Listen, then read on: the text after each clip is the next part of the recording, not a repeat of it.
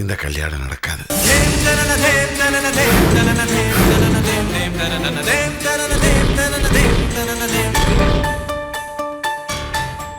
ஏன்பா ஏன் நடக்காது? காரணத்தை சொல்லுங்க மாமா. ஏன் எங்க அண்ணன் உங்களுக்கு பிடிக்கலையா? ஒரு பைபாஸ் சர்ஜரி பண்ணி ஆகணும். ஐயோ, ஆபரேஷன். அவர் மருந்து மாத்திரை எல்லாம் குணப்படுத்த முடியாத ஸ்டேஜுக்கு போயிட்டாரு. ஐயோ, அதனால ஆபரேஷன் பண்ணியே தீரணும்.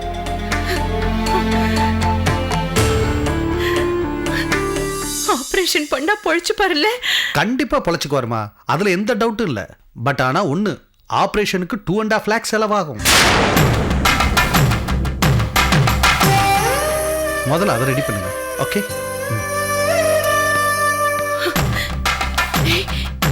என்னடா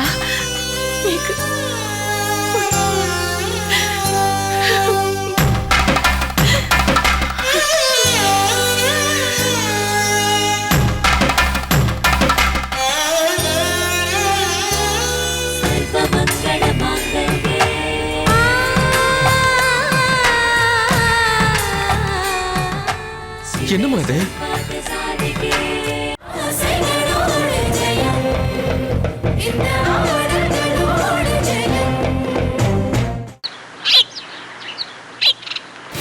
இனிமே எந்த காரணத்துக்காகவும் எந்த சூழ்நிலையிலையும் விபரீதமான எந்த முடிவு எடுக்க மாட்டேன்னு எனக்கு சத்தியம் பண்ணு.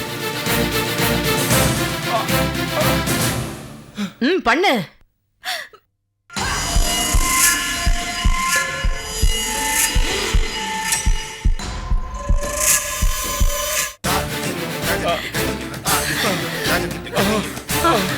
ஐயோ, என்னடா என்னாச்சு? என்னாச்சுப்பா?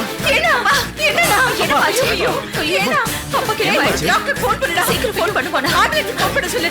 சீக்கிரம். இது கொண்டு வரமா? ஒண்ணு புடிங்க, தண்ணி கொண்டு வா. ஏனா ஐயோ, இங்க பாருங்க. இங்க பாருங்க. ஐயோ, என்னடா இப்படி? இங்க பாருங்க. ஐயோ ஐயோ, சீக்கிரம்டா. சீக்கிரம் வாங்கல. எனக்கு கைய ஓடல, கால் ஓடல. பத்மா,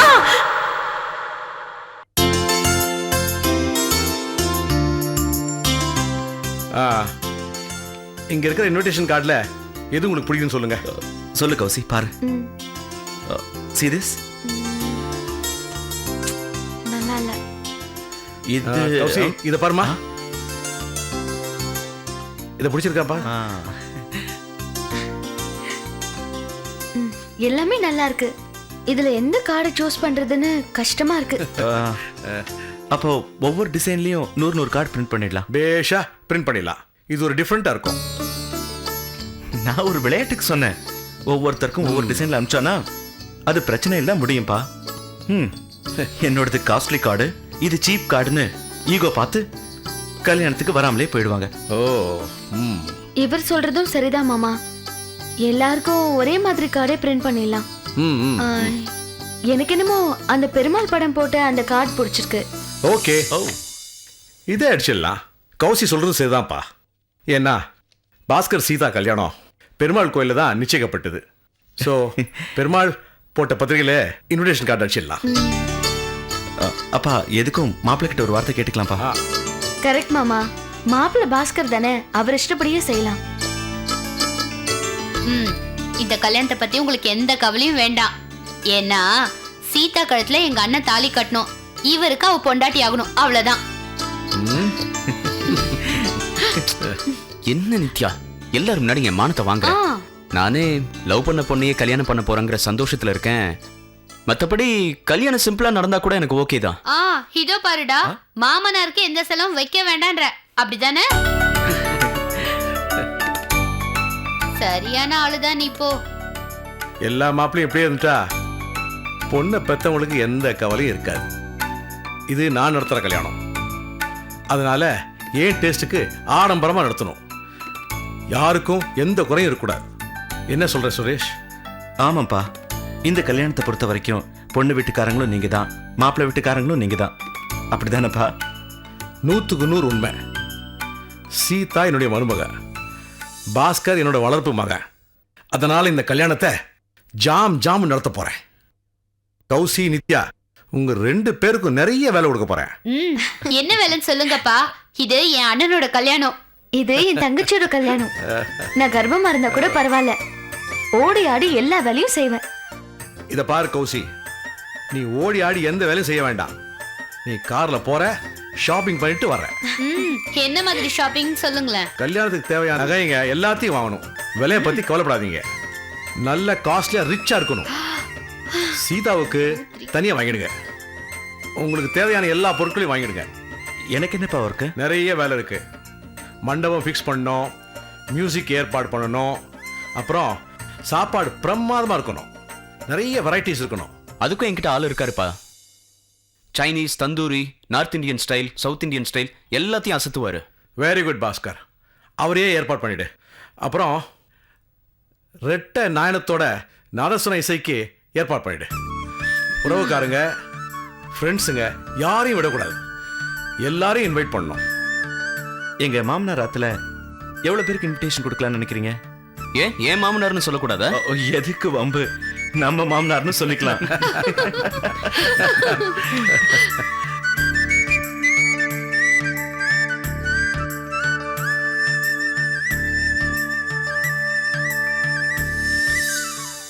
சம்பந்திக்கு 100 வயசு. இப்போதான் உங்களை பத்தி பேசிட்டு இருந்தோம், வந்துட்டீங்க. மாமா, உங்க சைட்ல இருந்து எத்தனை பேருக்கு இன்விடேஷன் தேவைப்படும்? பிரிண்ட் ஆன உடனே உங்க வீட்டுக்கு கொண்டு வந்து கொடுத்துறேன்.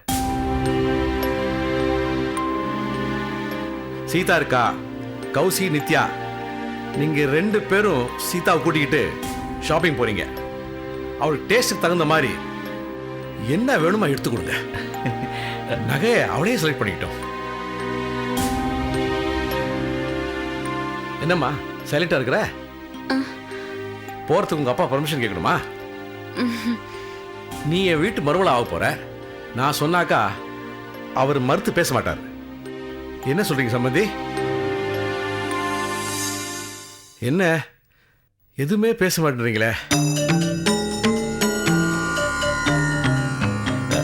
அப்பா, எங்க மாமனார் மனசுல பல விஷயங்கள் இருக்கும். அத எப்படி சொல்றதுன்னு தயங்குறார்.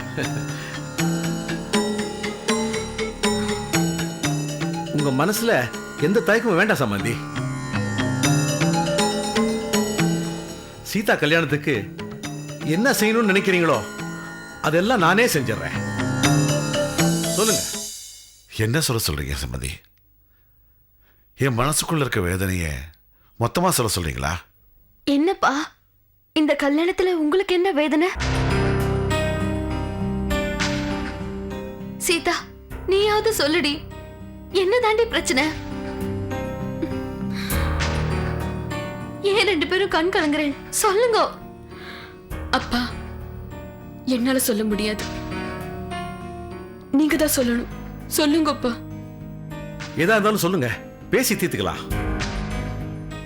இதை பேசி தீர்க்க முடியாது சம்பந்தி. இந்த கல்யாணம் நடக்காது.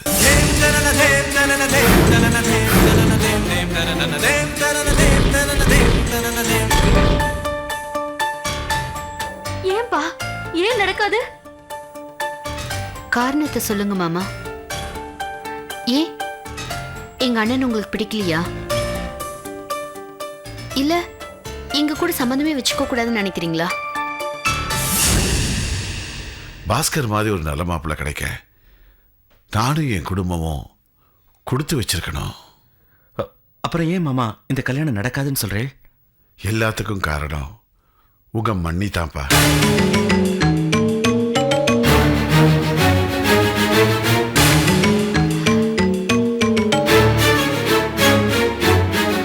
மன்னியா?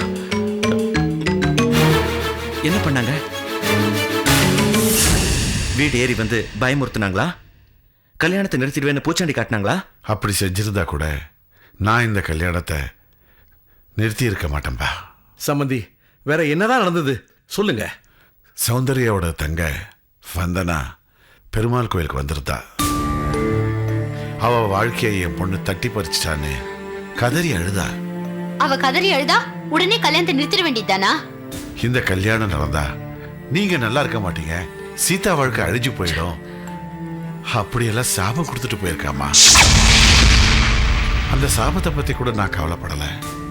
ஆனா பாவம் அந்த பொண்ணு ஊனமுள்ளவரா வேற இருக்கா. பாஸ்கரை கல்யாணம் பண்ணிக்கிட்டா தன் வாழ்க்கைக்கு ஒரு ஊன்றுகோல் கிடைக்கும்னு அவ எதிர்பார்த்து ஏமாந்து போயிருக்கா.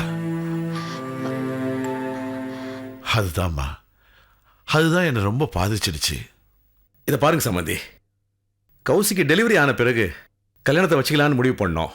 அதை மனசில் வச்சுக்கிட்டு தான் இப்போ கல்யாணத்துக்கு எல்லாம் ஏற்பாடு பண்ணிட்டு இருக்கிறோம். இப்போ திடீர்னு கல்யாணம் வேண்டான்றீங்களே, இது அவ்வளோ நல்லா இல்லை. நான் மட்டும் சந்தோஷமாவா இந்த முடிவுக்கு வந்தேன்?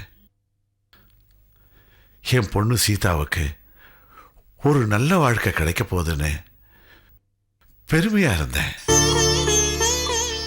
இப்ப அந்த பொண்ணோட பரிதாப நிலைமை என்ன இந்த நிலைமைக்கு கொண்டு வந்துடுச்சு.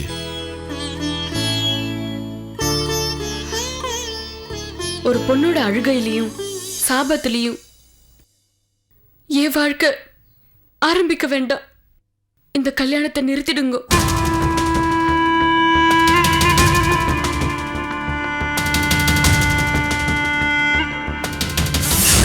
நீங்க பேசுறது எனக்கு ஒண்ணுமே புரியல. ஒரு நல்ல காரியம் நடக்கும்போது சில பேர் சில விஷயத்துல பாதிக்க தான் செய்வாங்க. ஒருத்தருக்கு விருந்தா இருக்கிறது இன்னொருத்தருக்கு விஷயமா இருக்கலாம். இதெல்லாம் பார்த்துட்டு இருந்தா நாம வாழ முடியுமா? நீங்க 1000 தான் சமாதானம் சொன்னா கூட என் மனசுக்கு சரின்னு தோணல. எங்களை மன்னிச்சிருங்க.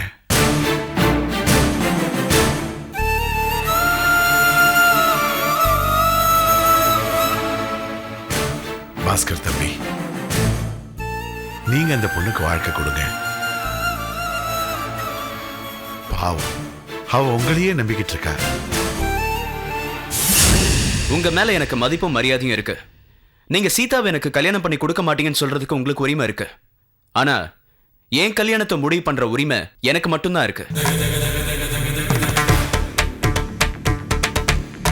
பாஸ்கர், என்ன பொறுத்த வரைக்கும் சீதாவுக்கும் உனக்கும் பெருமாள் சன்னதியிலேயே கல்யாணம் ஆயிடுச்சு. அவரே உத்தரவும் கொடுத்துட்டாரு. இது யாராலையும் மாற்ற முடியாது, மாற்றவும் விட மாட்டேன். சம்மந்தி, என்ன மன்னிச்சிடுங்க சம்பந்தி. இப்போ இல்லைனாலும் எப்பாவது ஒரு நாள் இவங்க கல்யாணம் நடந்தே தீரும். நான் நடத்தி வைப்பேன்.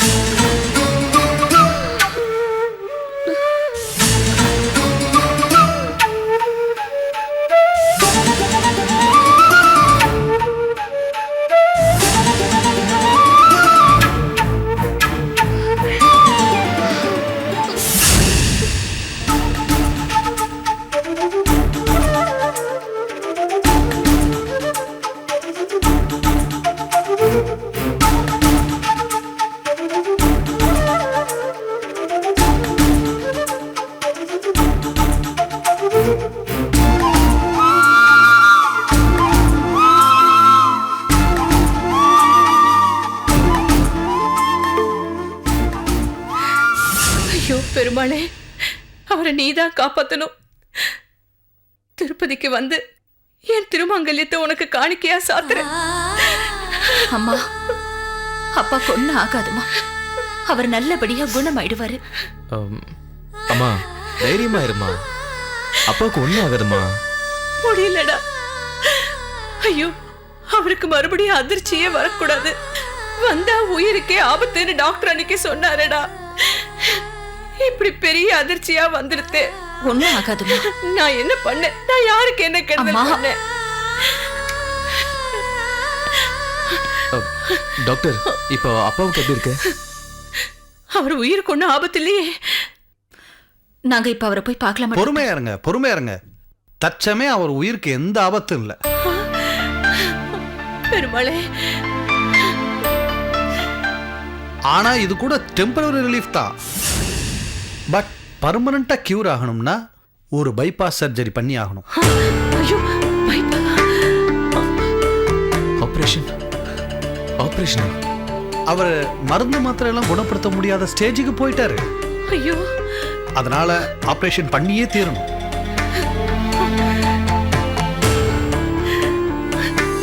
ஆபரேஷன் பண்ணா பொழைச்சு பாருல.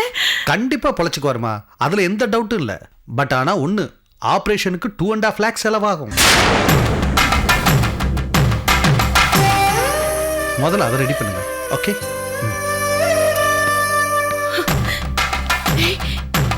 என்னடா நீக்கு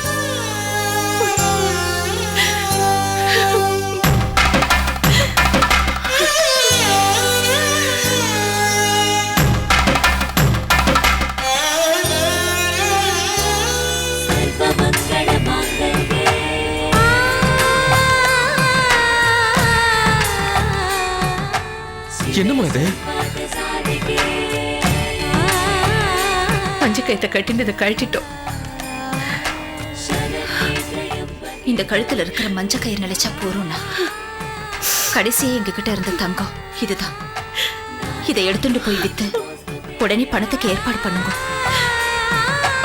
அம்மா அம்மா இதெல்லாம் வித்தா கூட பணம் போறாதேம்மா.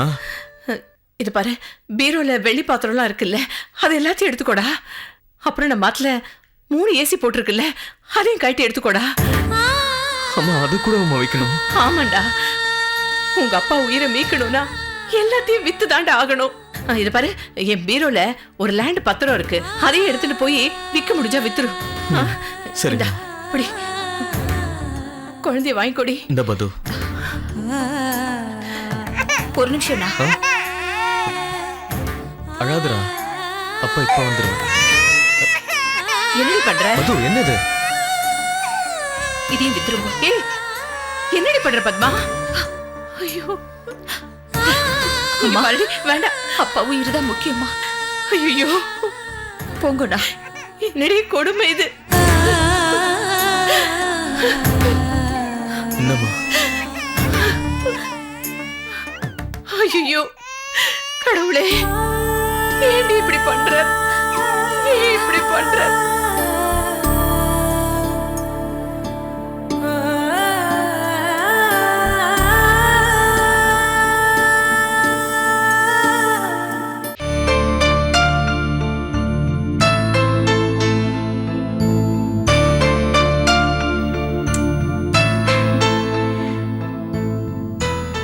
வயத்துல இருக்கிறது ஆம்பளை புள்ளதான் நினைக்கிறேன். எப்படி கௌசி அவ்வளவு உறுதியா சொல்ற? வயத்துக்குள்ளேயே இந்த அளவுக்கு கலாட்டா பண்றான். இந்த பக்கம் உதைக்கிறான், அந்த பக்கம் உதைக்கிறான். என் புள்ள எதிர்காலத்துல பெரிய ஃபுட்பால் பிளேயர் ஆயிடுவான் போல இருக்க. என்ன சொன்னேன்? என் புள்ள எதிர்காலத்துல போதும், இந்த ஒரு வார்த்தை போதும். உங்களுக்கு எவ்வளவு பெரிய மனசு. உங்களுக்கு நான் ஆத்துக்காரியா வர நான் எவ்வளவு கொடுத்து வச்சிருக்கணும். இத பார் கௌசி, திரும்ப திரும்ப சொல்றேன், உன் வயித்துல இருக்கிறது என்னோட புள்ள. அவனை என்னோட இஷ்டப்படிதான் நான் வளர்ப்பேன்.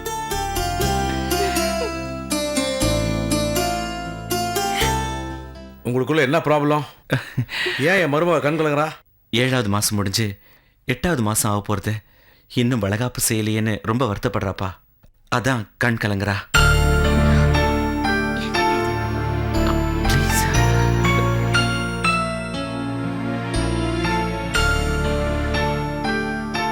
இந்த விஷயமா தான் உங்ககிட்ட பேசலான்னு வந்தேன்.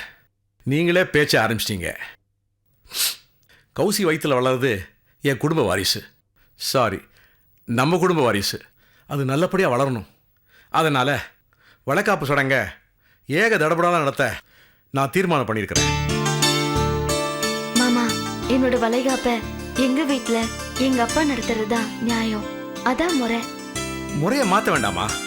எல்லாம் அவரே நடத்தட்டும். செலவு மட்டும் நான் பார்த்துக்கிறேன்.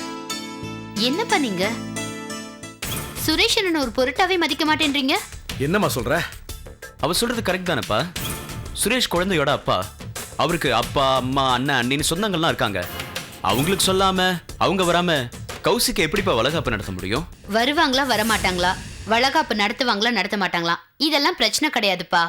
பிறக்க போற பேர குழந்தைக்கு அவங்க செய்ய வேண்டிய சாங்கியம் இருக்குல்ல. என்ன சாங்கியம்? என்னப்பா இப்படி கேக்குறீங்க? கௌசி இன்னைக்கு நடக்க போறது வளகாப்பு. அவங்களுக்கு முதல் வளையல் போட போறது அவங்க மாமியாரு, 2வது வளையல் போட போறது அவங்க அண்ணி.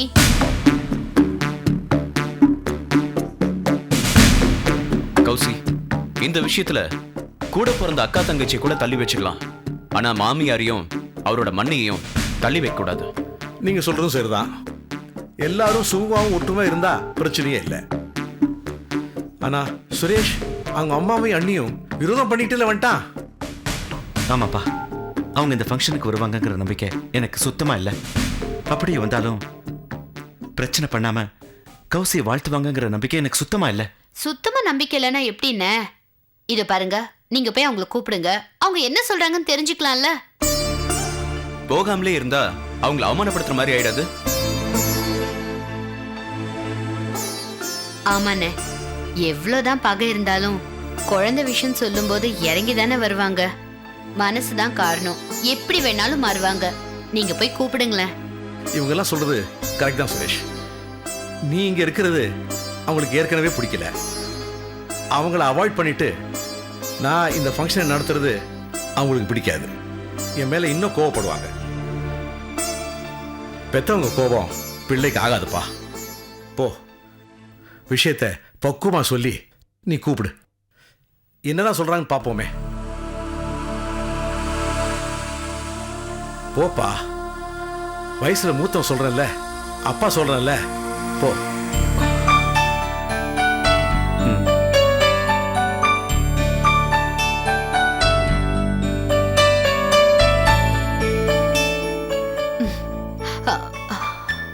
கௌசி, பொதுவா பெத்தவங்க தான் பிள்ளைகளுடைய வளகாப்பை பத்தி எல்லாத்துக்கும் சொல்லுவாங்க. இங்கே எல்லாம் தலைக்கீழா இருக்கு. பிள்ளை பொண்டாட்டி வளகாப்பை பத்தி பெத்தவங்கிட்ட சொல்ல போறான்.